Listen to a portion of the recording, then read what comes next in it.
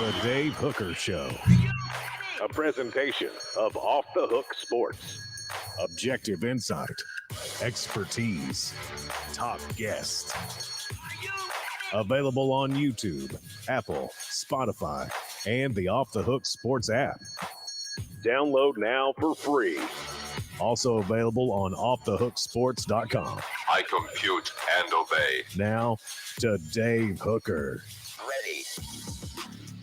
Welcome, as it is a Tuesday, which means we'll be joined by John Adams of the Knoxville News Sentinel, and a lot to get to on the program. Texas A&M week, bye week in the rear view mirror, as opposed to rear view mirror in the bye week. Yes, there we go. All right. Why is the line what it is for Tennessee, Texas A&M? We'll discuss that with John, because he and I were both a little surprised why the line was roughly 3.5. Caleb will get your thoughts on that as well, because Caleb is our gambling expert. Is this year's Tennessee team boring? That was something that John and I discussed last night, and he is hearing that from a lot of different people. I disagree. I think it's actually a more exciting team and a more intriguing team, although not the same as what you expected from last year. Injuries, ever an excuse, and a new segment on the program, Football IQ, why some coaches can't make simple decisions. Josh Heupel talks about Eric Berry being in the College Football Hall of Fame, and he will be honored this weekend before the Texas A&M game. And is the improvement on defense the story of the Vols season so far? So a lot going on. Caleb, how are you, sir? I'm doing amazing. How are you, Dave? I'll take amazing all the time. Good morning to all those already on the message board. Go ahead and give us your thoughts now as we bring John Adams in of the Knoxville News Sentinel with, there we go, max headroom for a moment, but he got it fixed. John, how are you, sir? I'm loving the green look. Caleb has T-shirt Tuesday. I now have extraterrestrial Tuesday. This is a space alien pullover that I got in southern Colorado at a UFO watchtower. I was thinking you were going with tie-dyed Tuesday because it looks a little, Caleb, doesn't it look a little tie-dyed to you? It does, but a UFO watch party in Colorado. John, what else were you doing around that time? What? John does look like the type of people that I bumped into when I was in Massachusetts, where dispensaries are on every corner and marijuana is very legal. So there are a couple of shirts like that too, John. Were you ever a Grateful Dead guy? No, I was not. I could see that. All right, let's go ahead into Four Downs right now. Four Downs brought to you by our friend bro. Andy Mason, AndyMasonRealEstate.com. It's time for Four Downs, and we're going to discuss this betting line. Here we go. Four downs. 4 questions. 4 answers. The Dave Hooker Show. Four Downs. A presentation of offthehooksports.com. Okay. Give us some background, Caleb, as to where this line was in the preseason, because you discussed this yesterday, where it is now. And I want to ask John Adams why it is where it is now. So what was the line in the offseason, sir? So as a futures line, Tennessee was a double-digit favorite across the board, depending on the sportsbook you used. It went from about 10 to 14 points. Last Monday, before Texas A&M played on Saturday, Tennessee was favored by roughly 7 points. So it moved a little bit from the start of the season. Then yesterday, or after Saturday's games, the line has now moved to roughly a field goal or 4 points, depending on the sports book. So about 3.5 for Tennessee. So it's consistently moved to A&M from the start of the season to what happened last Saturday to now, from roughly 10 to 14 to now 3.5. John, before we get into reasons why it may be where it is, what did you think coming into the week that it might be? I want to remind everybody to hit like and subscribe, have the notifications on. But does this line surprise you as is, John? And what did you think it might be before it came out on Sunday? I thought it would be a pick'em game. The line, the preseason line, I didn't understand that either. I thought that was way high for A&M. Way high for Tennessee. I still think, to me, it's just a toss-up game. That's kind of what the odds makers are saying with a 3.5 point line. You take the home field advantage into account, and you would say this is a toss-up game. No, well said. And Caleb, as our best betting representative on a regular basis, what does this line tell you about what Vegas is saying? Because to me, it is saying what John is, that it's a coin flip line, and it actually is leading me to believe that Vegas thinks A&M might win this game. But is that too strong? Your thoughts? I think, yeah, I actually think it's not a pick 'em. I think they're saying that A&M is better because the line moves roughly 3 points for NFL Sunday games. But I think you need to add my guess is they add 2 more points for like an environment like Neyland Stadium.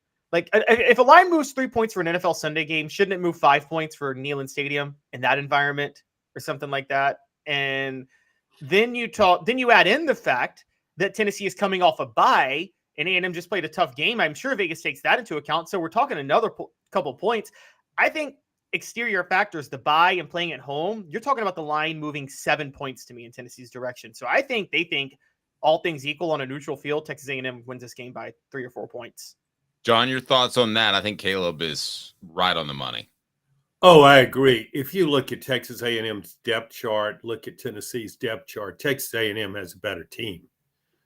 There are a lot of, and Caleb's pointed out the bye week while A&M was playing at College Station against Alabama. Playing Alabama has never been conducive to a great performance the following week.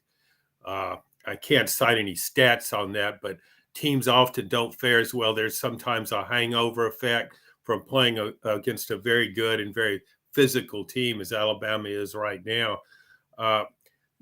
What's interesting to me, though, is that people don't believe in Texas A&M. The preseason line that Caleb brought up, I mean, if you looked at the talent A&M had returning, I know it had a bad year last year. It shouldn't have been that big of underdog against Tennessee, even playing in Neyland Stadium. But people don't believe in Texas A&M. That's why it wasn't ranked previously going into the Alabama game. They just think A&M won't deliver when it counts, and it has a history of that. So I think that's a part of it in looking at this line. And I think I can't think of another team where there's such a widespread lack of confidence in than there is Texas A&M.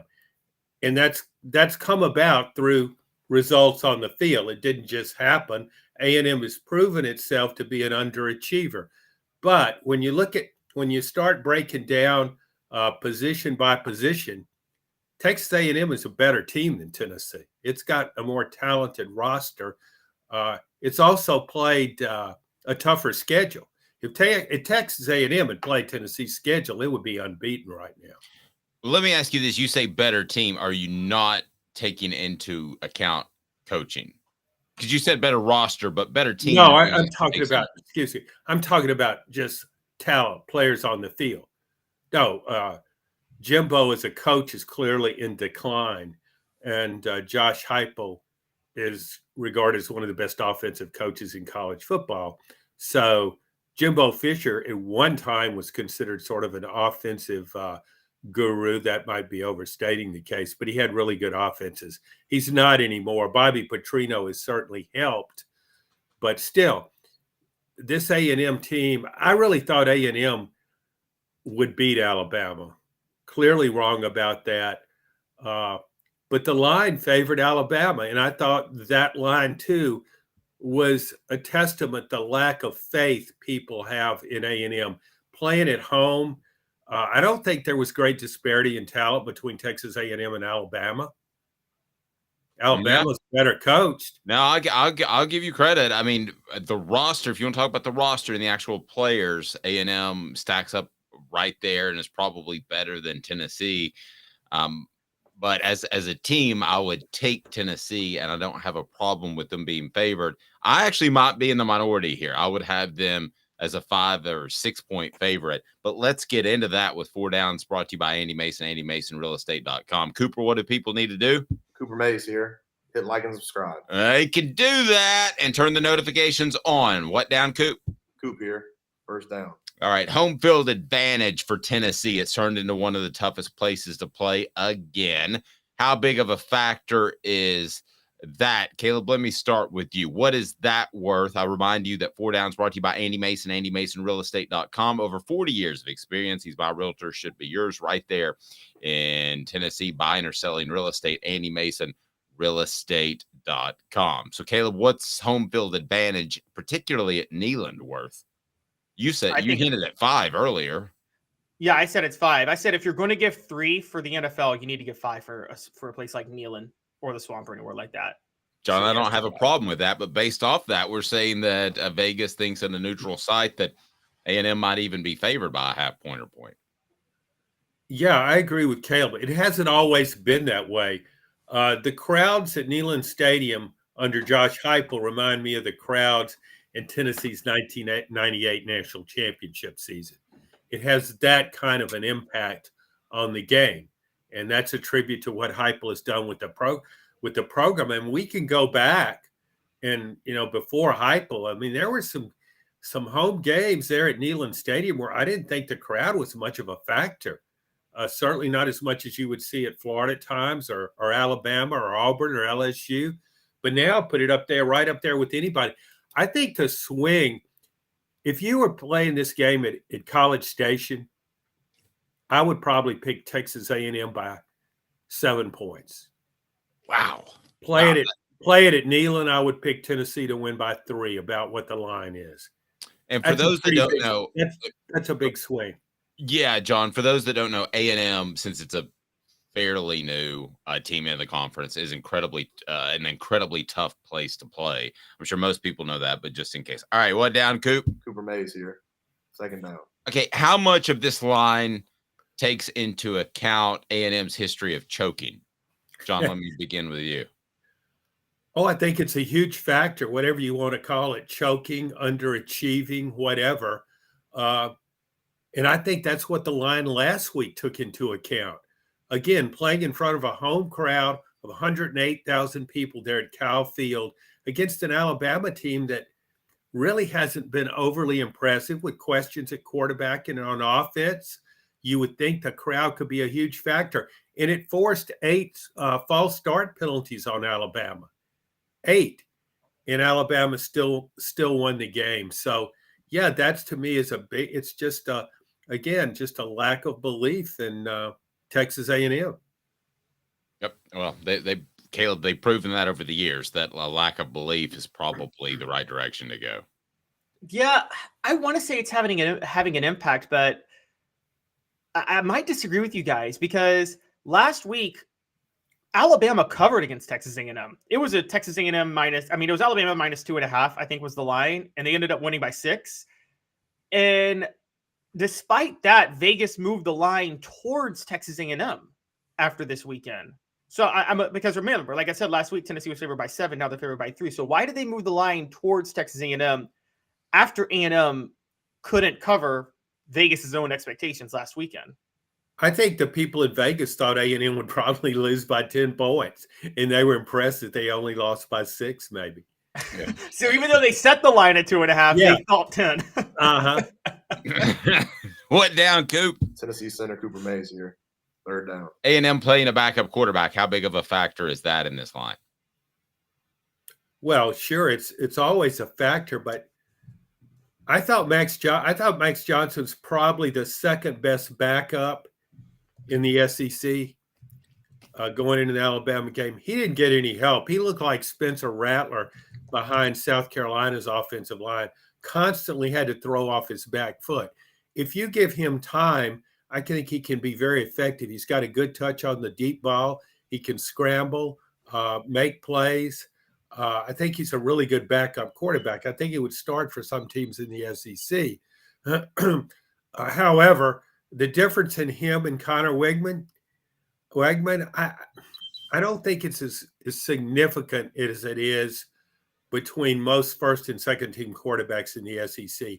And also the fact that as a true freshman in his first college start, he won in the swamp when Florida was number 6 in the country, and he won for LSU. I think it was like 39-36, something like that. So he's proven he can handle a hostile environment. So as backups go, he's pretty good. Best backup in the SEC. You said he was the second best. Is it Nico or no? Who's the best backup in the SEC? I would say Nussmeier at LSU. Okay, fair. I would probably go Nico on that one. But so back how do you know? Well, I don't. For people I talk to, he's incredibly ready. Okay. But like Caleb's brought up, that may not matter if he goes out there and gets hurt on the third play. So fourth down, Coop. All SEC center Cooper Mays here. Fourth down. Here's what I think it is ultimately is the national media isn't sold on these Vols. They're completely different and a different offensive approach. John, let me start with you and get to Caleb. I just don't think the national media is sold on these Vols quite yet. And frankly, they probably shouldn't be. South Carolina's not a great football team. I thought Josh Heupel had his worst coaching performance in Gainesville since becoming a Vol. John, you want to go first and Caleb jump in on that? It is just I don't know that there's reason for the national media to be sold on the Vols, nor for Vegas to yet. No, not at all. I mean, you go back to preseason when Tennessee, I think, was 10th and 12th in the 2 top 25 polls. So that was that told me they were pretty sold on the Vols because Tennessee did have some significant losses, namely quarterback Hendon Hooker. But if you've watched this team play, why would you be sold on it? Hasn't beaten a team with a winning record. The loss to Florida looks worse by the weekend. Florida just got hammered by Kentucky, and then Kentucky was dismantled by Georgia. So there's no real reason to say, man, I believe in Tennessee. It's 4-1 and it's getting ready to take off. That doesn't mean it can't take off and show significant improvement, but it's got to do something on the field before you win over national media top 25 voters. Caleb, what do you got? Yeah, I think what Vegas is doing is they're resetting what they thought of Tennessee before the Orange Bowl, which if you guys remember, Clemson was favored in that Orange Bowl. I think Clemson was favored by like a touchdown in that Orange Bowl too. And I think Vegas, like a lot of people, overreacted to Joe Milton's performance in the bowl game. Even though if you really watch the bowl game, Milton still missed on a lot of throws in that game. I think his play was really overrated when he won Orange Bowl MVP. Well, but if he plays like that consistently, Tennessee, I mean, if that's the high water mark, that's an okay high water mark. I mean, I don't think he's played that differently since that Orange Bowl. He missed a lot. We only remember the times he hit, and Clemson's defense didn't get off the bus in that game. And so I think he's missed a lot of passes underneath that he would have missed in that game. But I mean, if that's the high water mark, Tennessee is competing for a college football playoff spot. I guess it depends on your expectations going in. John, if he plays that well, I think Tennessee's good. I just don't have expectations that he's going to play considerably better than that. No, I agree with you. I'm one of those people that put a lot of stock in that Orange Bowl performance because it was against a top 10 team, and it was with a lot of pressure on him. Wasn't in a hostile environment, but it was on a neutral site. So there's a lot of pressure on him to perform well, and he did that. I mean, he was the offensive MVP for a reason. He wasn't perfect, certainly, but he didn't make any turnovers. Compare that to the Joe Milton we saw against Florida or even against Austin Peay. And if he had played at that Clemson level, Tennessee, I think, would be 5-0 right now and maybe a 7-point favorite over the Aggies. All right. John, let me get you to move over to your left a little bit. You're fading out of or maybe you're right. There you go. He's all centered now. We got him. And it's time for What the H? Because John brought this up yesterday. This is why we talk every single Monday before the show, because he brought this up he has an incredible group of emailers. He has an email chain, and they are able to give him some feedback as to this Tennessee football team. And he brought something out of left field that I thought, man, that couldn't be better than what the H, because we're going to do that right now. It's brought to you by Zen Sports. What the? What was he thinking? Release the hounds. The Dave Hooker Show. Keep cool. A presentation of offthehooksports.com. All right, so the question was brought up in John's circle, and I want to get your thoughts as well. Is this Tennessee team boring? And I was taken aback by John even bringing that up. I don't think it's boring, and I'll tell you why. First, John, if you can share the sentiment from the people you hear from that this is a boring Tennessee football team. Well, let's put this in perspective. It wasn't as though I got 1,000 emails on this, but a couple of people brought it up, and I can understand that. It's all relative. Look what Tennessee was the first 2 years under Josh Heupel.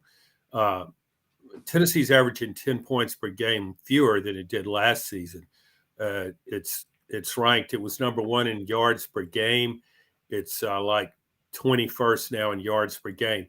Tennessee was a big play machine last season. Now those big plays are fewer and far between. I thought it was, if you were just a fan of college football and Tennessee was playing on television last season, that would be one of the games I think a lot of people would want to watch just because of Tennessee's robust offense. I mean, it scored 66 on Missouri after kind of a slow start. But you don't see that now. The passing game has not delivered, and I think that's the reason for it. So I'm not saying it's Jeremy Pruitt boring. I'm just saying, I mean, and I'm speaking for these people who email me. I think they're saying compared to last year, this team just isn't as exciting as it was. All right, let me ask you, Caleb, is this Tennessee team boring? And on the message board as well, I'm going to give you my retort. I think it's actually more intriguing than last year. But Caleb, let me begin with you. All right, a good comparison for me, because you said Jeffrey Pruitt boring, and yeah, it's not that level. Last year, because people say Josh Heupel's this era Steve Spurrier. Last year, Josh Heupel was Steve Spurrier at Florida. This year's Tennessee team is Josh Heupel with Steve Spurrier at South Carolina. Ooh, and it's actually pretty good, John. What do you think of that? I think it's excellent because if you remember Steve Spurrier's South Carolina teams, it wasn't fun and gun offense. It was running the ball. How many times did what was his name? Marcus Lattimore, the running back there. Didn't he carry over 40 times in a game? Spurrier proved that he by then he'd put his offensive ego behind him, and he was doing everything he could to win games. And the best way to win games at South Carolina wasn't throwing it 45 times a game. It was running the ball and playing pretty good defense. That's a great comparison on Caleb's part. Yeah, it's pretty. I'm having trouble beating that one. So to the message board, Papa J saying boring against last year. Rocky Top Tom has some strong feelings on Joe Milton. People could characterize it as boring. I'm just incredibly PO'd to see our impotent offense being led by Joe Milton, who the coaches don't trust to run this thing the way it should be. Okay, to me, now maybe this is reporter Dave coming out as opposed to fan of college football Dave. I think it's actually more intriguing because this team is having to manufacture some yards in a different fashion. This team is better defensively, and as John can tell you, I like me some good defensive football. I think they're exciting up front defensively. They've got some great storylines. Now, it may have led to a loss, but the Cooper Mays storyline being out, Keenan Pillion will get to injuries and all of that they've dealt with. I actually think there's more intriguing storylines, John, but am I talking more from the journalism perspective than a fan perspective? Is that what I'm doing here? I think you can answer that question yourself, Dave. It's not even close. Yeah, I don't think most fans care about intriguing storylines. They want to see the ball in the end zone. They want to see Steve Spurrier at Florida. They don't want to see Steve Spurrier at South Carolina. Yeah. Caleb, am I looking at it through with my notepad in my back pocket? Is that the problem? I'm actually going to break from John and semi-agree with you, Dave, but I think you're looking at it wrong. I think the storyline, the biggest storyline with So this is... you think we're both wrong, Caleb? Yes, I'm the only right one here, guys. Don't you know? No, okay, I'm He's kidding. such a contrarian. What I was going to say was what I think this season is doing is I think it's intriguing largely because we always had this question of what's going to happen when Josh Heupel's offense is figured out. And I'm not saying his offense has been figured out, but he's showing this year more than he's ever showed any time as an offensive coordinator or a head coach. If he doesn't have the passing game, he can rely heavily on the run and beat you that way. And I think that's going to force defensive coordinators to reset again this offseason to say, oh, Josh Heupel can beat us in a lot of ways, not just with his wide splits and throwing it 80 yards down the field for touchdowns. And I think that's a big deal long-term for Josh Heupel. I agree. Rocky Top Tom says that's a solid point, Dave. That characterization is intriguing because it's fly by the britches, shoestring style interesting. And then David has to say storylines are only good when you're winning. We can pretend like we care about something else besides winning. Well, and at the end of the day, the ultimate storyline is Joe Milton good enough to have this offense performing at an elite level? And I still don't think we know that heading into the middle of October. John, I think that is in and of itself an intriguing storyline. Yeah, but you also have to say, yeah, Tennessee's winning a different way, but who is it actually beating? It's just beating a bunch of bad teams. So I don't, that doesn't mean anything. If you beat Alabama running the ball, that means something. If you beat Texas A&M running the ball, that means something because Texas A&M teams haven't been running the ball well on Texas A&M. They pretty much stonewall running games. So, yeah, that would be significant. But right now, yeah, Tennessee's winning in a different way, but it's winning against a bunch of nobodies. Okay, so to both of you guys, Caleb, start with you.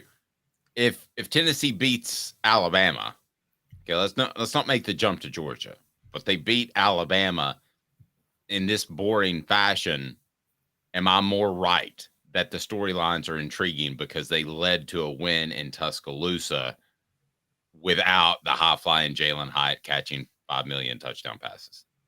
Yeah, you're more right. Would Tennessee fans rather score 65 points a game or beat Alabama in Tuscaloosa? Like, obviously, the latter. And so, and also, I do want to say, and I brought this up yesterday. I brought up what John said yesterday, which is Tennessee hasn't played anybody. But statistically, I lamented South Carolina's rush defense yesterday. Did a little more digging overnight. The only reason South Carolina's rush defense is ranked so bad now is because they played Tennessee. They actually were giving up fewer than 4 yards a carry before they played Tennessee 2 weeks ago. And Tennessee gashed them so badly. That's why they're now ranked so low. So we kind of have to sit there and say, well, maybe Tennessee's run game against South Carolina was legitimate. Maybe it wasn't. I don't know. But South Carolina was giving up. We thought Tennessee was going to have to beat South Carolina through the air and expose that weak secondary and we thought they had a decent run defense, and Tennessee gashed them on the ground. Yeah, and John, I do believe that this Tennessee team can win at a high level like that. Maybe that's where you and I are a little bit different, perhaps. Well, I'm just not sure. But Caleb's right about South Carolina's defense. It stopped Georgia's running game, which isn't particularly efficient. It stops Georgia's run offense. It didn't stop Tennessee's. So, yeah, that's not the weakest point of South Carolina's team, which has several notable weaknesses. So, yeah, you could make that case. Tennessee, right now, and this is significant, I wrote this as a South Carolina game, is that Tennessee is running the ball better than Alabama and Georgia. And how many times have you seen that? And so, despite the weakness of schedule, I think that stat is significant when you do a little comparative shopping. However, to do that against Texas A&M's defense, if it runs the ball on Texas A&M, if it gets 170 yards rushing on Texas A&M, that would be a really significant and really would bode well for the rest of the season. Now, Four Downs brought to you today by What the H brought to you today by our friends at Zen Sports. Zen Sports, the new sports book in Tennessee, revolutionizing the way you earn sports betting rewards. That means no more deposit bonuses that turn into deposit nightmares. On Zen Sports, what you see is what you get. With their cash rewards program, you get a lot of cash for a welcome bonus. Earn an unlimited 5% cash back on your betting volume for your first 15 days when you sign up with the code HOOKED. That's HOOKED, HOOKED. Unlimited 5% cash back. Keep betting, keep earning with up 3% cash back on your betting volume every month after that. And refer friends to earn a percentage of their betting volume as cash rewards too. Zen Sports is bringing the cash back to Tennessee. So if you bet big on sports, you want to be betting on Zen Sports. Zen Sports betting just got better. Call 1-800-889-9789 for gambling problems. Terms and conditions apply. Must be 21 and over and in Tennessee to bet. So basically, if Tennessee wins this way, that in Tuscaloosa, they're exciting. Right now, they're not very exciting, but I think there's a possibility of that. So here we go. Coming up with John Adams. John, by the way, how can we follow your work, sir? I'm at the knoxnews.com on our website. You also can catch me on SEC Unfiltered with Blake Topmeyer, our weekly SEC podcast, and in the Knoxville News Sentinel. Okay. Coming up, I think John's going to call me really dumb. I think that's what's going to happen, and it wouldn't be the first time. In 90 seconds, are injuries ever an excuse? I say yay. Stay tuned. 90 seconds off the Hook Sports. Sun, sand, and salt water, the beach is a very relaxing place. Unless you wear contacts. Ow! Open your eyes to the best the beach has to offer with LASIK vision correction from Campbell Cunningham Laser Center. Sports Treasures in North Knoxville is one of the South's largest sports cards and memorabilia dealers, featuring over 10 million sports cards from vintage to modern. Sports Treasures carries a full line of hobby boxes, singles, autographed memorabilia, Tennessee Vol collectibles, fan cave decorations, and so much more. See a museum full of collectibles at Sports Treasures, 4819 North Broadway in Fountain City, and Sports Treasures on Facebook. Sports Treasures, where the real sports fan goes to shop. Have you seen the latest TriStar Hats Co. product? TriStar Hats Co.? What's that?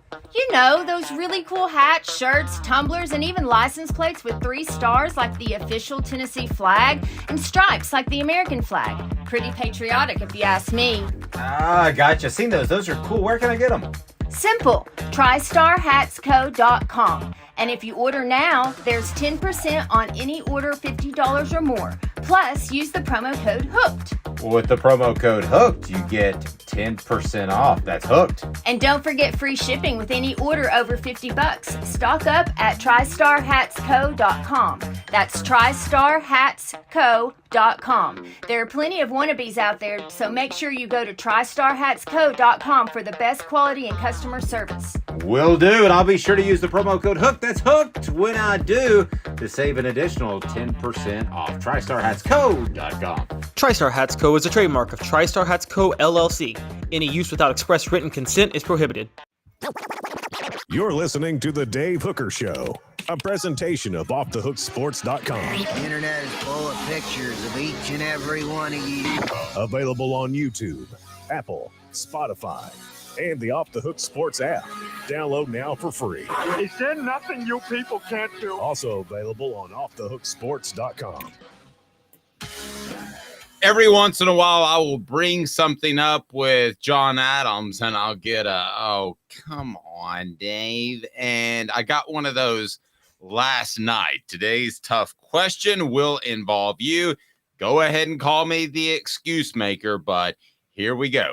Today's tough question brought to you by Campbell Cunningham, Taylor, and Hahn. Today's tough question.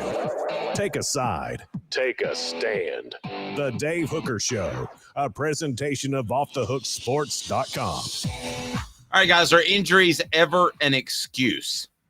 Let me just start with that and ask John Adams. Are injuries ever an excuse for a football team not living up to expectations?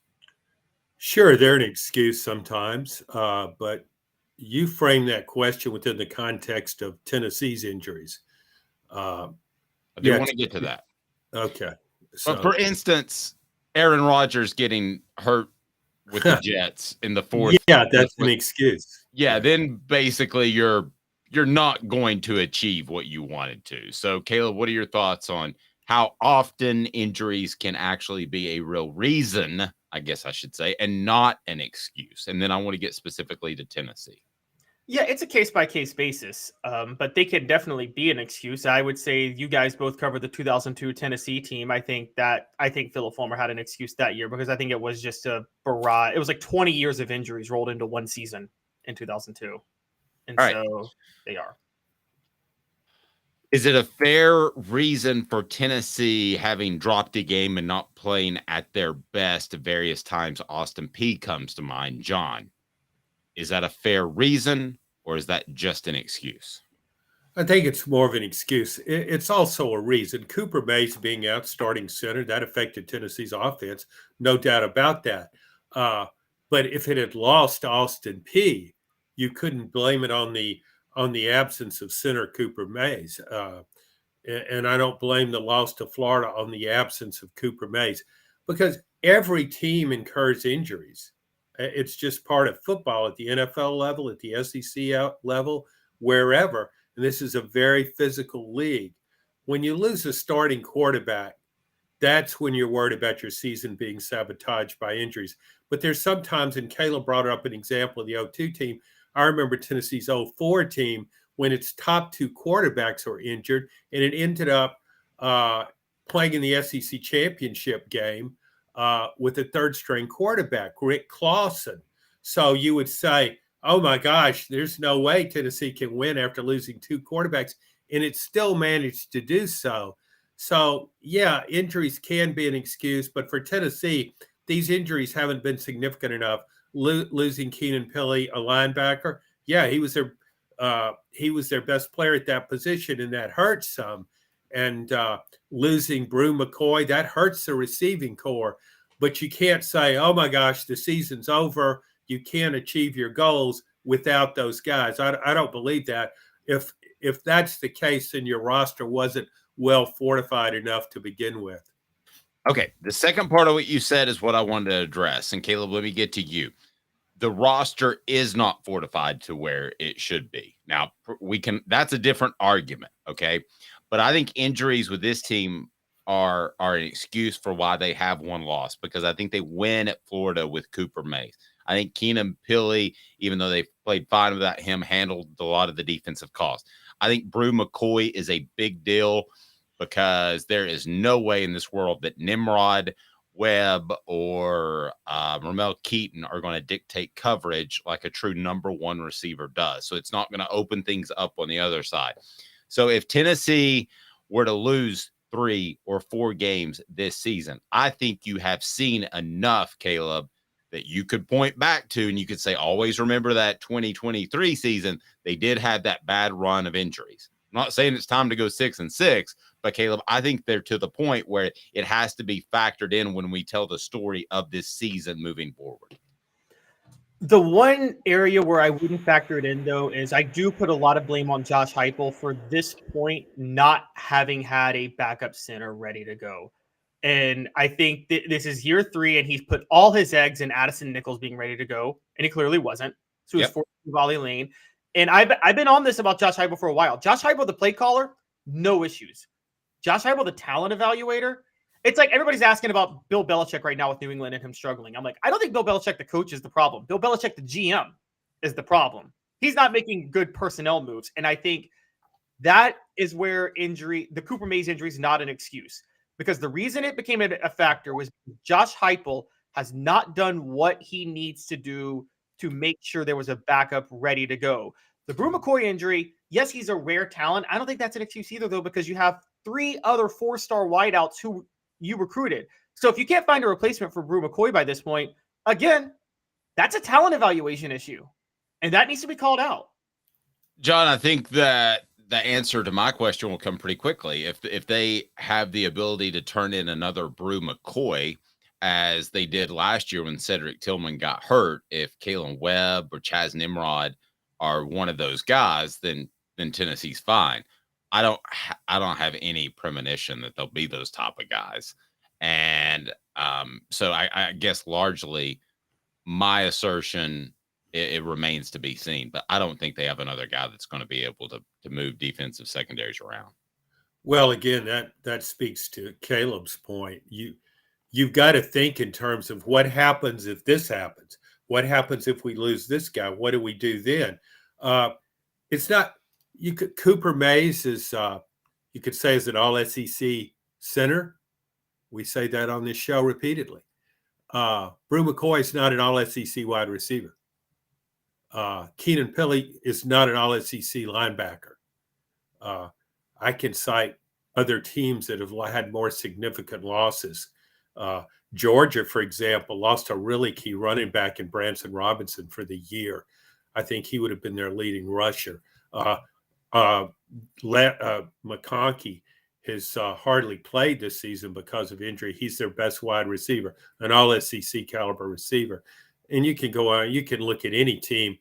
South Carolina, for all its problems, some of those were directly related to injuries in the offensive line. So I just don't think at this point Tennessee's injuries are that huge a contributor to what this team is. I don't think if we disagree on this. I think if Cooper Mays played against Florida, Tennessee would have still lost that game.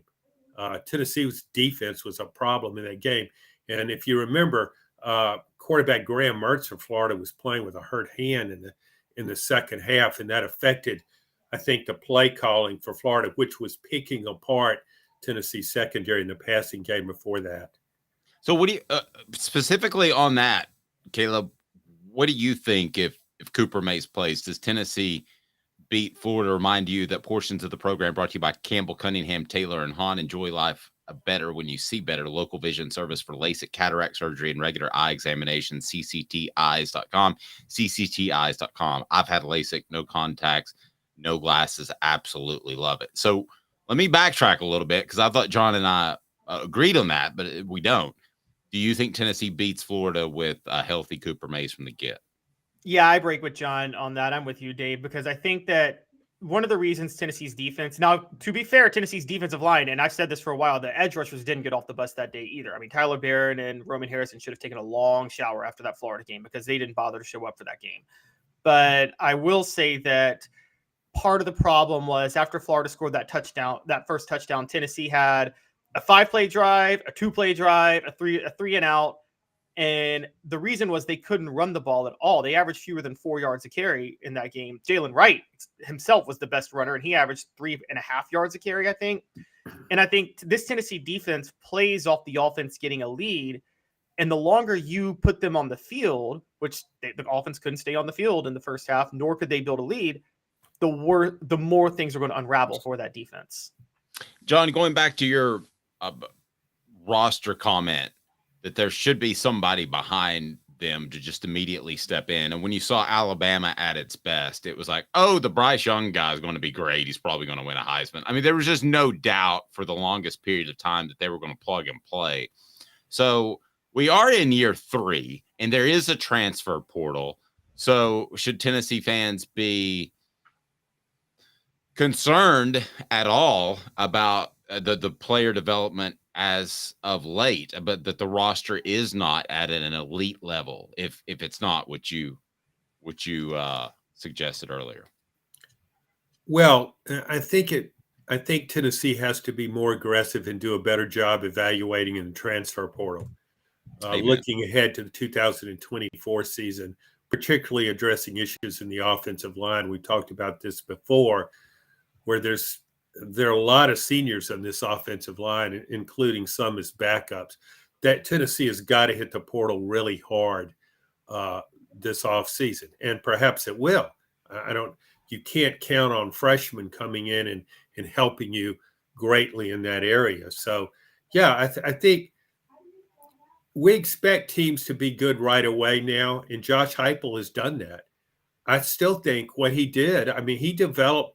There's been player development. I'm not necessarily knocking his player development. I think he took players that weren't doing anything under Jeremy Pruitt and won significantly. And they had great seasons. You look at those wide receivers in his offense last year. So, yeah, I think, but I still think the roster, there's more work to be done when you talk about, even though Tennessee made the top 10 last year, when you talk about competing for that playoff berth, there's still work to be done with the roster. Travis says most transfers are only transfers because they don't play enough. You mentioned evaluating transfers, good for filling an immediate need. I don't know about you, John, but this channel has admitted, Caleb and I both admitted, we're probably a little too high on Dante Thornton. When you go back and look, he only had like 230 yards receiving, only got on the field because of an injury. To say that he's going to step in and be a Brew McCoy, who I think is going to be a special NFL talent one day, that's a little strong with Dante. I think we all got a little strong with Dante. Well, I think there was a good reason for that. It was because the way coaches were talking about him in the offseason, they made him out to be the next Randy Moss. He's a freak. He's 6'5", 220, runs like the wind. You know, I've been thinking, will anybody even be able to tackle or catch him once he gets the ball? He's not quite that. I think his big year at Oregon was catching 24 passes. So maybe we should have looked at those stats a little harder. But you do get caught up, even though we know this is what coaches can do at times. We do get caught up in what they say. And when Joey Halsley is just so lavish in his praise of Dante Thornton, you think, man, how's Squirrel White going to keep him off the field? I was actually thinking that at one point. Well, I mean, I understand why. And see, I'm a real proponent, and I know this transfer portal thing it's only been really significant in the last few years, but I'm really a big proponent of finding players at a lower level of play from the SEC who are really productive. I'd rather get an all-conference guy from the Mountain West than a guy who was just mediocre starting for Florida. There we go. And we have Rocky Top Tom says, Thornton's effort stinks. He didn't say stinks. If you're on our YouTube channel, you'd see what he actually said because it's on the screen. Also, I agree with that, by the way. Michael Cooper says, when is Keenan coming back? That's a long-term injury. He doesn't have any eligibility left, so I think the goal is to get him in a game so that he can have some tape to show NFL teams more than he has now. But that tricep injury, don't expect him to be a major player until late in the year, maybe even the bowl game is what I'm told. So here we go. A new segment, John. Caleb has unveiled this. It's time for a little football IQ where we talk about coaches being, is it either this? Yeah, jackass. We didn't hear that. You suck. Yeah, jackass. Or is it just this? That's crazy. All right. So you suck. Yeah, jackass. That means you're just incredibly dumb. This means that's crazy. You're just kind of dumb. So do we want to go ahead and get Mario Cristobal out of the way? Well, the game is okay because John, you've heard many times I'm sure of your life, and Dave has to, when coaches make a decision that everybody with eyes, like you know, my wife can watch me like, why did they do that? And the coach will be like, well, you just don't have football IQ. And that's and so what you guys have to do for me, I'm going to play the casual fan here. I need to understand the football IQ of coaches. So y'all have to defend the decision from a football IQ perspective because I don't have football IQ. I just have basic probabilities and an understanding of it. Right. You just have basic cognitive ability. All right. So here we go. All right. Do we want to get a Cristobal out of the way? Because that's let's just get Cristobal out of the way because that's so obvious. No, that's worse than that. That's you suck. Yeah, jackass. What did you think about the handing the ball off, John? When he could have taken a knee. When he could have taken a knee.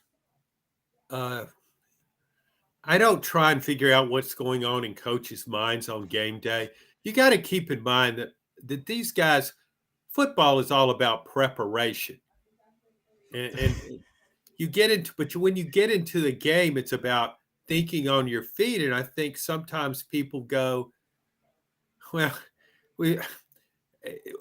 I have no idea why he thought that was a good idea. I flash back to I think it was the Eagles and New York Giants many years ago when the Giants had just to run one play and kill the clock. Joe Pisarcik was the quarterback, take a knee, but they handed the ball off, fumbled it. The Eagles picked it up and ran for a touchdown. I mean, you're like, how hard is it to think about that? You talk if that's a football IQ decision, then football IQ is a disease, and it needs medication and it needs treatment and therapy. Talk about preparation. Football IQ is the girl math. Now, y'all seen girl math on Twitter? That's what football IQ is. No, that was preparation. Ouch! If we're talking about preparation, because that was bad. You suck, yeah, jackass. Okay, oh, y'all can't even use. Y'all can't give me a BS coach reason to try to defend it. It's that bad. You can't make up something. That's the game. Y'all have the football IQ right now. Here's the only BS excuse I can come up with.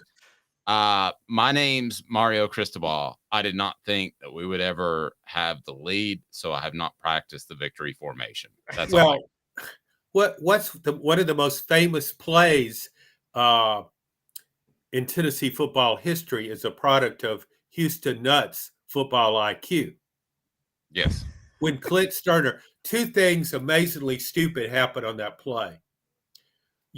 Tennessee has got to give an all-out rush, push the line back, make something happen, force a turnover. So why would you call a play that allows your quarterback to turn his back on that line of scrimmage? There's just no good explanation for that. But the other factor is that Clint Sterner, with a really high football IQ, decided to use the football as a prop before he hit the ground.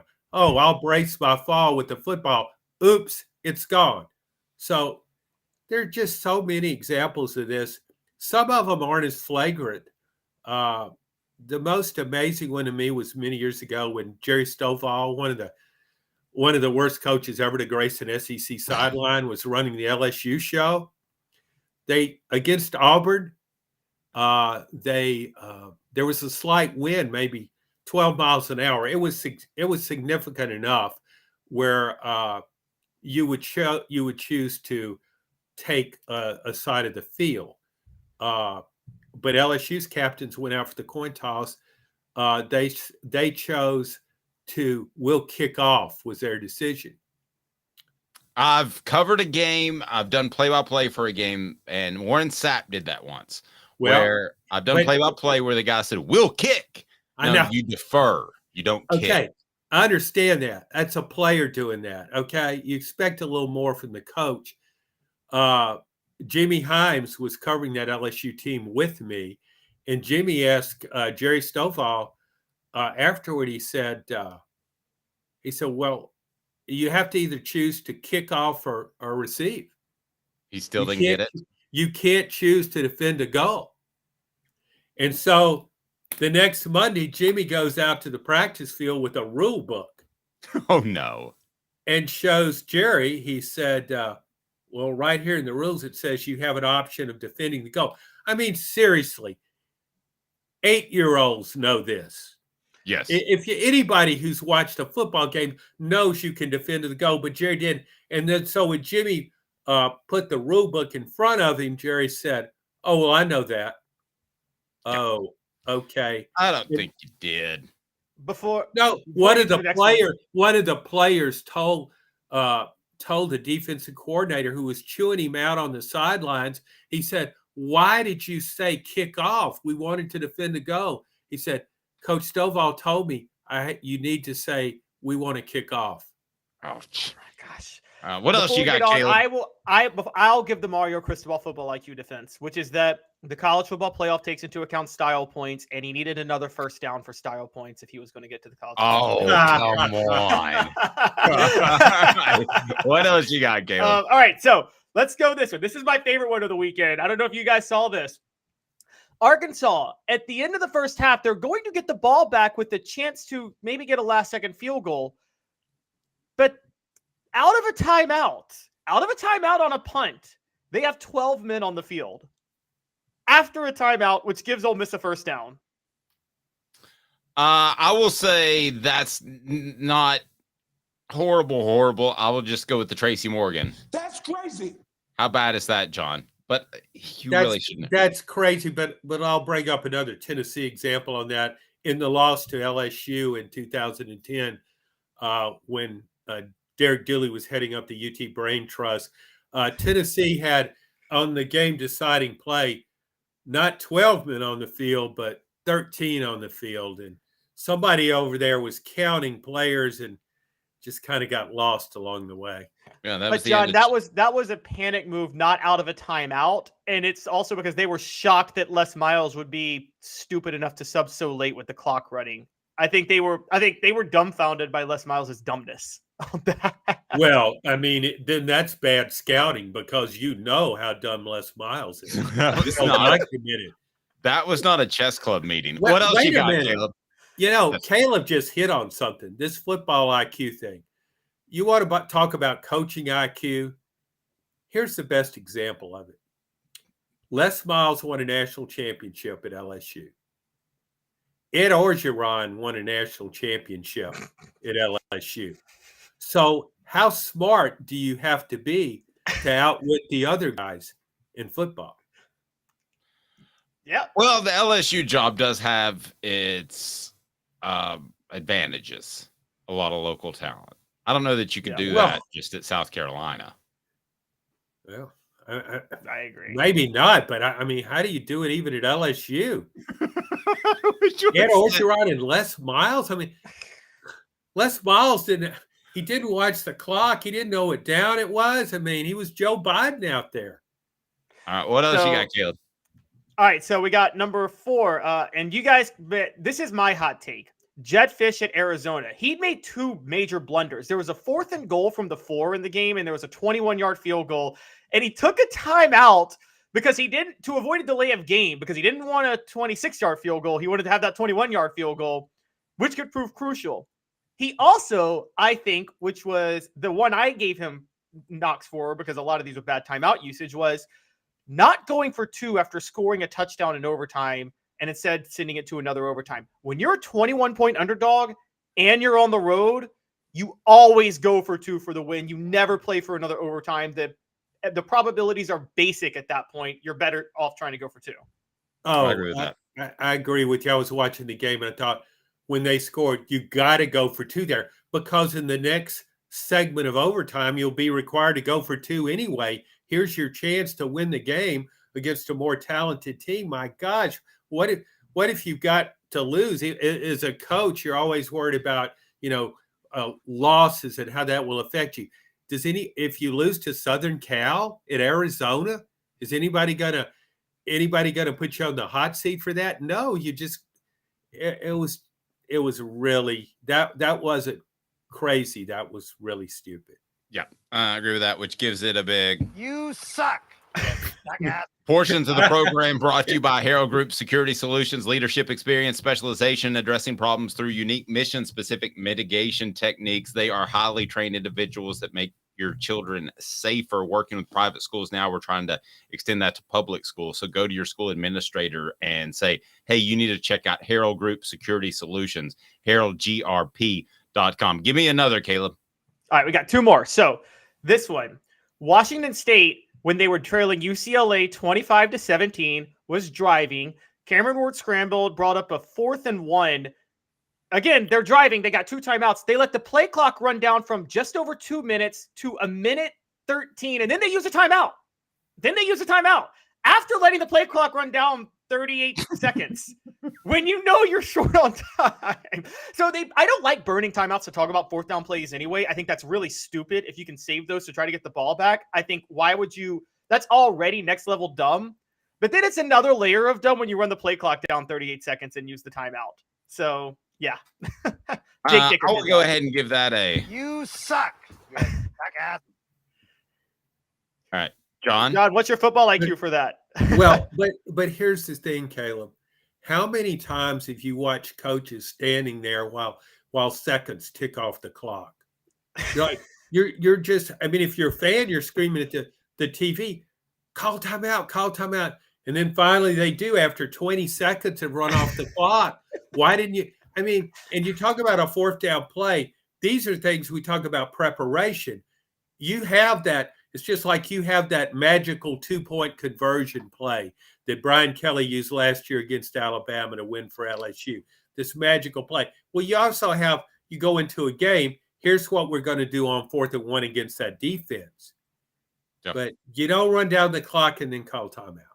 Perhaps they're trying out the Big Orange Crunch, which, by the way, you can get 10% off. Use the promo code HOOKED. It's got the Delta 9 in it and the THC in it. You shouldn't do it before games necessarily, but the Hemp House, the premier hemp dispensary online with a wide variety, great selection, and strict standards to ensure you only receive the best in CBD and Delta products.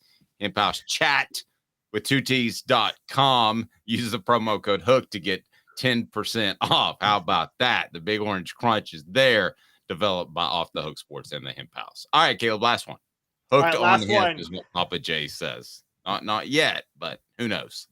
It's our always creatively thinking. I lost last year on purpose because it could help me recruit to sell playing time to players. Yes, that's what Jimbo Fisher said last year during a losing streak, that it's a good thing because it'll help them sell playing time on the recruiting trail. Jimbo Fisher had a couple of ones. The punt on 4th and 1 from the 45-yard line at Alabama. 4th and 1 from the 45. The punt went into the end zone and netted a touchback. But don't worry, he was able to push that one aside because he outstupided that one with trailing 26-17. 4th and goal from the 2. He decides to run the play clock down and take a timeout to kick a field goal. And his reasoning was, we already had a kick blocked, and I wanted to make sure it wasn't going to get blocked this time. Yeah. And Travis on the message board saying anything better than hookers and hemp. So this ties directly into Tennessee this year. Be sure to hit that, or this week, hit that like and subscribe. Jimbo Fisher, scale of 1 to 10, and Josh Heupel on the scale of smart coaches. Currently, where they are, where would you have them? Is this for me or John? Let's go, John. John? Okay. Josh Heupel, probably right now, 8 or 9.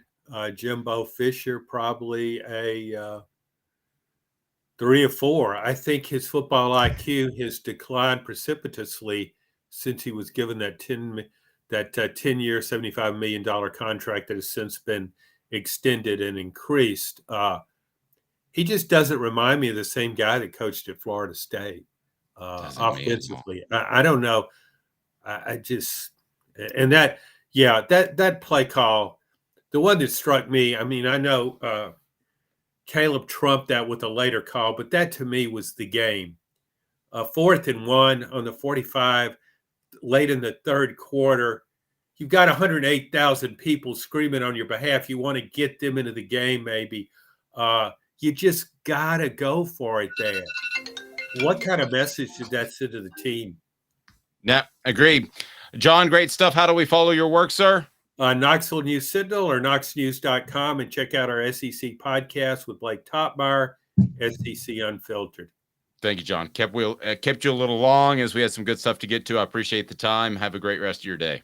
Thanks, guys. Thank you, John Adams of the Knoxville News Sentinel. Coming up, why Tennessee's newest honoree to go in the College Football Hall of Fame is a guy that they should just make a whole nother level for when it comes to the College Football Hall of Fame. Like have an elite level and then the guys that get in level.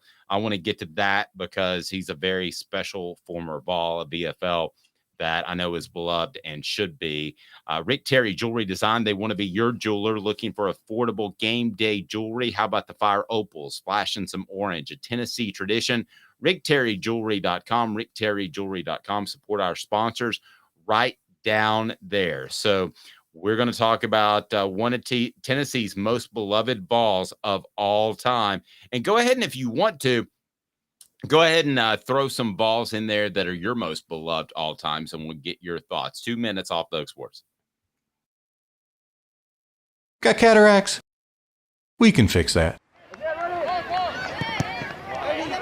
Never miss another moment.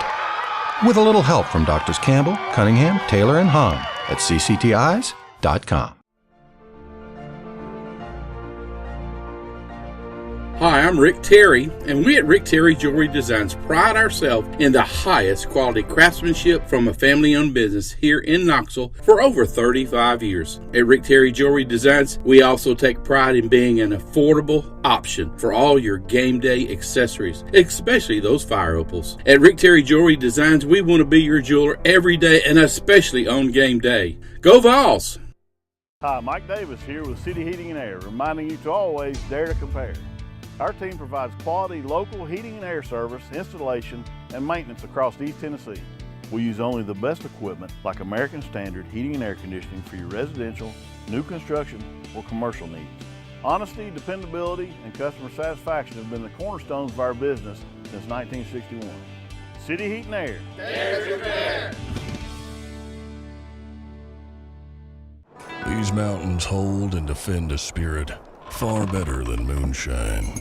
A drink that holds flavor, that becomes necessity. A hard cider made and relished by folk who are as hearty as they are legend. A refreshment that can only be found in one place. With a taste that makes you say, give me 3 bottles of the good stuff. Tennessee Cider Company, where necessity can be found. A college football tradition like no other. Yes, sirree, boys and girls. Or a guy that just won't leave. Wow, that is sad. The Dave Hooker Show. YouTube, Apple, Spotify, and the free Off the Hook Sports app. A presentation of Off the Hook Sports. Back to Dave Hooker. Who is your most beloved Vol? We want to hear that on the message board. Eric Berry will be honored for his induction into the College Football Hall of Fame. I've said this before. When guys go onto the NFL, I tend to root for people over jerseys. I'm a Cowboys fan, but man, if Eric Berry was lined up on the other side, playing for the Chiefs, which obviously he's not, I would have trouble not rooting for Eric Berry because I think he's one of the most standout individuals, both as a person and as a player that Tennessee has ever had. I think you're talking about one of the elite defensive players, not just defensive backs, because they would roll him up at the Chiefs to play a little linebacker as well.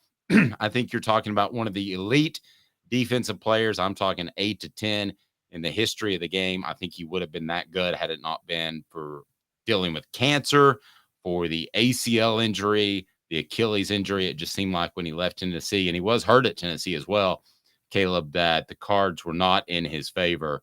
But all for honoring Eric Berry. I'm going to tell you why I think it's important as well, Caleb. But your thoughts on Eric Berry as he goes in the College Football Hall of Fame and will be honored this weekend.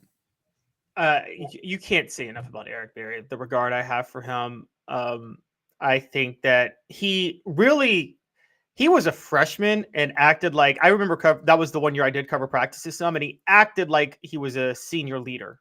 And you were covering practices too during that time. And if you didn't know the year, you would have thought he was a senior watching him that year, right? You would have thought this was a 3-time All-American senior who had already established himself. And he was such a veteran and so smart at such a young age. And I remember and you talk about him, you could talk more about him, being kind of the face of the program at a difficult time during the Fulmers last year, and really holding and really consistently maintaining a level head. I think one thing that stood out was he had developed such respect among his peers across the college football world that when Lane Kiffin took over, one of Lane Kiffin's first things was he was very big on, I don't care what you've done. You're not a starter, period. And then he said, except for Eric. He literally basically said Eric Berry's the one player on this team who, we're not even going to question that he's proven himself and he's got a job, and he doesn't have to go back and win his job when everybody else did. He was, and he also said that he needed to go on to the NFL after that season was over. He had a year of eligibility left. So G. Smith throws in there Travis Henry, Al Wilson, Cordero Patterson, Derek Barnett, Josh Dobbs, Alvin Kamara, Jalen Hurd, Eric Berry, Jawan Jennings. So there's a lot of them in there. Here's the thing that about Eric Berry that was pretty stunning is they didn't really have a go-to quarterback to get your standard quote of how is this team dealing with injury X or how is this team dealing with a win loss over the weekend. And he was that guy, and things weren't going great. And Eric Berry was always there. So I say this, and I mean it, not just a Hall of Fame player, but a Hall of Fame person. I think he was that fantastic. And when you throw in the fact that his brothers played there and his dad had played at Tennessee, I think if you were to pick one VFL in our generation, Caleb, I think Eric Berry is right. He's number one for me easily. And really, there's not a close second. That's just in my time of covering Tennessee. You have him over Al Wilson as a player or just as a person? Well, the all the above. I got to know him better because I covered him longer. So it's not a slight to Al Wilson. It's not a slight to Reggie White. It's not a slight to Doug Atkins. It's just how I feel through my personal experience of working with him. So my favorite was always still, and I understand your point about Eric Berry, but it always stuck out to me that John Henderson chose to come back for his senior year when he had won the Outland Trophy. And by the way, we're talking a defensive tackle. We're not talking a quarterback like Peyton Manning, who also grew up in a wealthy family. We're talking a defensive tackle who, I don't know John Henderson's backstory, but my guess is going to the NFL was going to be the thing that gave his family generational wealth that they had never had before.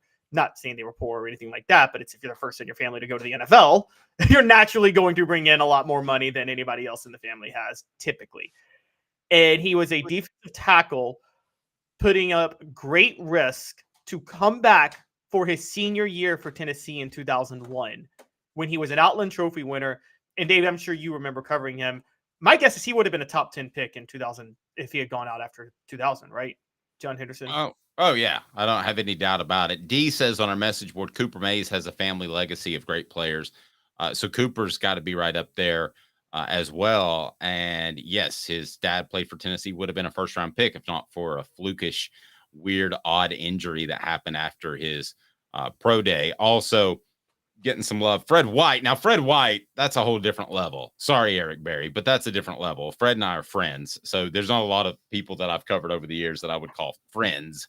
That doesn't typically happen when you're covering a team. So Fred's a little bit different. He's on another level. I didn't mean to forget you there, Fred. And then people say, who can forget the Colquitts? An entire family of kickers all went to UT over multiple generations. So I think we're getting a little off topic here, but when you combine, they were excellent. Don't get me wrong, but Britain had some off-field issues. When you combine the player and the man, I got Eric Berry number one. I can't beat that. As far as guys I covered, again, which is roughly 98-ish, but full-time 110% in 2000. So I didn't get to know the 98, 99 guys as well till afterwards when Fred and I did radio together. So I think Eric Berry as a man is right up. And the fact that he loved Tennessee, Caleb, when Tennessee wasn't at its best, he could have gone to Georgia or Ohio State or anywhere he wanted to go.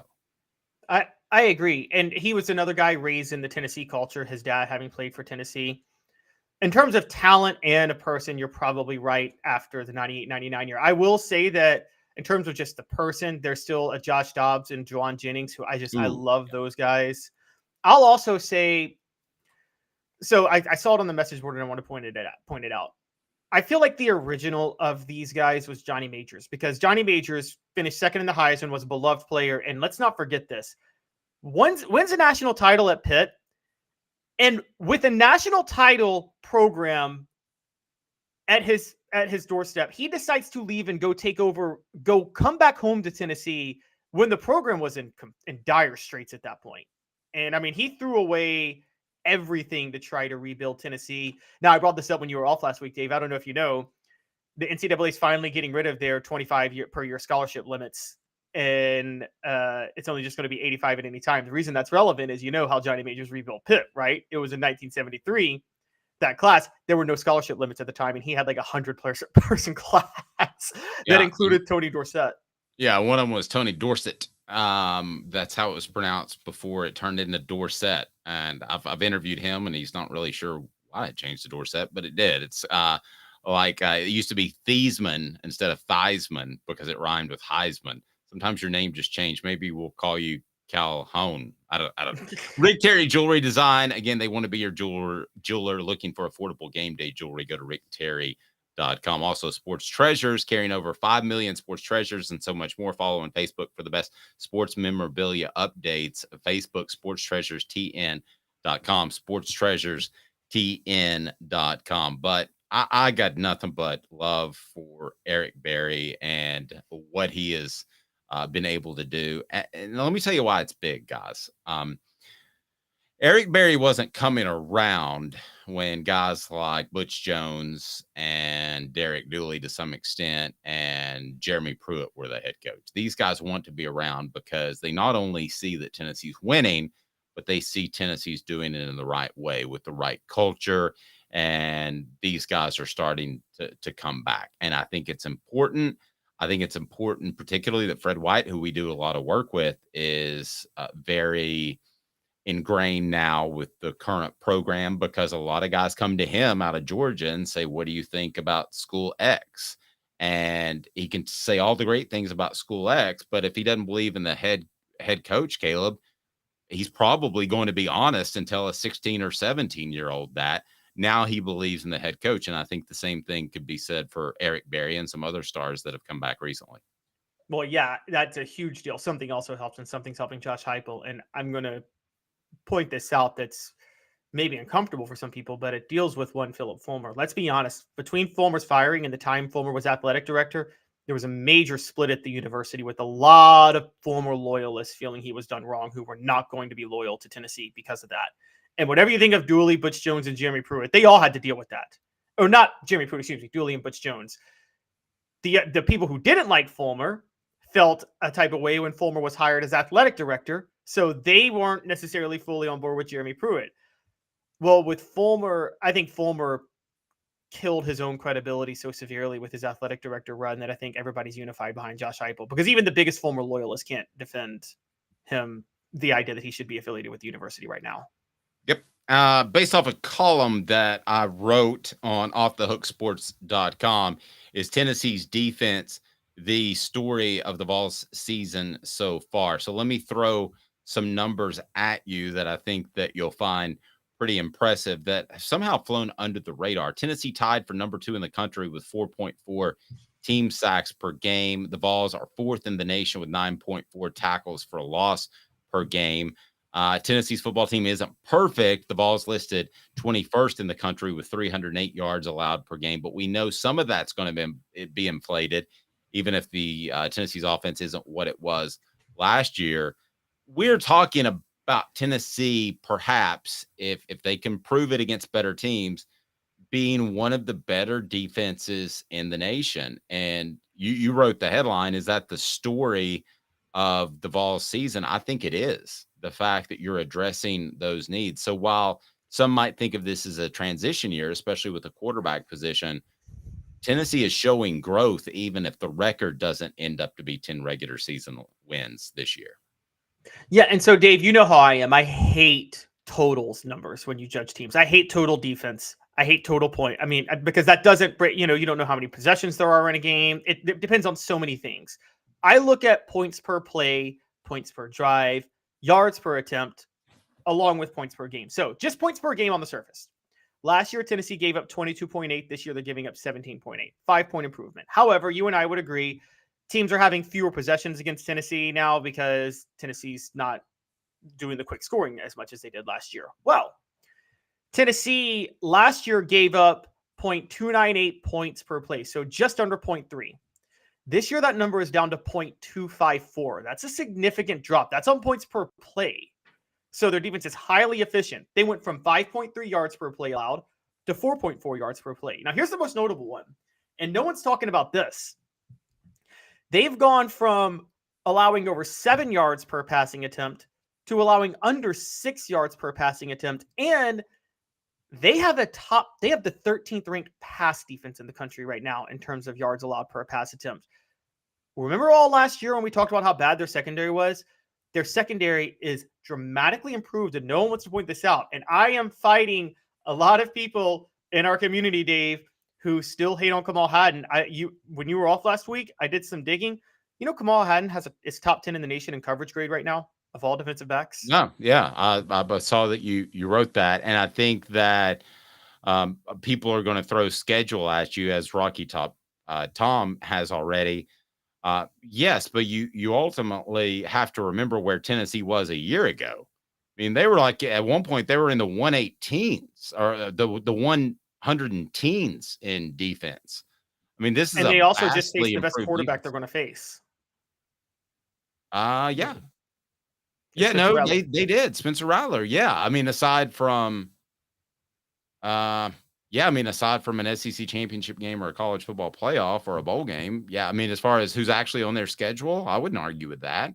Let's not forget at this time last year, Tennessee did get a win over Pitt with a defensive effort, but that was never the mantra. That was never what was actually going to happen, other than maybe the Kentucky game. Those two games, which other game was Tennessee's defense the star? I don't have another one. I don't really have Vanderbilt, but it's Vanderbilt. And so, yeah, I mean, and you're right. It's like, okay, this point last year also, so, you want to bring up Florida. Anthony Richardson threw for 400 yards on Tennessee last year. Who's better, Anthony Richardson or Spencer Rattler? It's Spencer Rattler. Agreed. No, agreed. Yeah. And what did Tennessee do to Spencer Rattler this year? Just Spencer Rattler alone. What did Spencer Rattler do to Tennessee last year, and what did he do to him this year? No, fair. I think that Tennessee's defense is the story of the season, as long as Joe Milton continues to work out.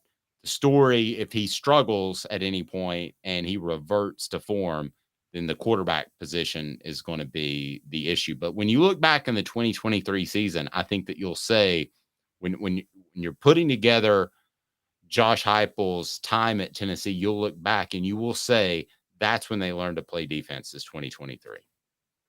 Yeah, I agree. And remember, I was bringing up for a lot of times last year that defense was underrated because a lot of those points that were given up, Alabama and South Carolina notwithstanding, a lot of the times Tennessee surrendered a lot of points. It was late in the game and they were letting teams come back that were just throwing it all over the field. But there's no denying that it's better this year. And you're right, 2023, this is going to be the year that, and this is a big thing for me, Dave, that I think separates Josh Heupel from Lincoln Riley. They run similar offenses, almost identical. But the big difference is Lincoln Riley's been a head coach now since 2017. So we're talking he's in his 7th year as a head coach and has never had a defense to this point, ever. And we're looking at Josh Heupel and we're seeing, okay, his 3rd year at Tennessee and he's got a defense that is being – it's not the same as USC. It's not. Tennessee's defense is much better. No, and you mentioned Haddon too.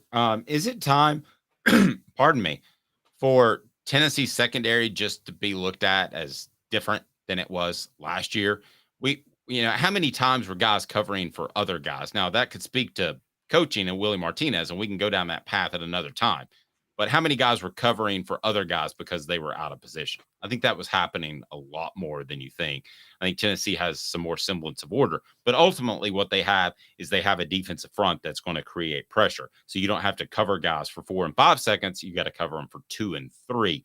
The chains are more in your favor nowadays. First down is the most important down in football. Don't let anybody tell you that it's 3rd or 4th. First down sets up what you do. You pick up 4 yards.